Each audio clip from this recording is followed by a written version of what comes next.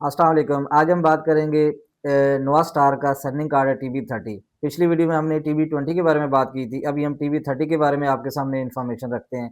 ये टीवी 30 आप देखें, इसके अंदर कुछ नए फीचर्स हैं जो कि हम आपके लिए में लाना चाहेंगे। ये इसकी पावर पोर्ट है, ये इसका पावर बटन है और ये इसकी ऑक्स यहाँ पे केबल हम लगा सकते हैं। और इसमें एक यूएसबी 3.0 इसका नया फीचर है जो कि टीवी 30 का स्पेशल फीचर है। और इसमें इंटरनेट पोर्ट भी आप देख रहे हैं, ये सेंसर पोर्ट है, ये इसकी वायरलेस जो वाईफाई हम सर्विस यूज़ करते हैं उसका एंटीना है। और इसमें हम एक्स्ट्रा 2 सेंसर्स लगा सकते हैं जो कि इसके फीचर में ऐड है। इसके अलावा इसकी जो पिक्सल कैपेसिटी है टीवी 20 की निस्बत इसकी पिक्सल कैपेसिटी 2 पोर्ट्स में है। ये 1.3 मिलियन पे ये पिक्सल कैपेसिटी पे आ सकता है। इसकी पावर क्लाउड वायर, यूएसबी और इंटरनेट केबल इसके यूज़ में आ सकती है। इसमें डाटा सिम कार्ड आ सकता है। Okay, thank you.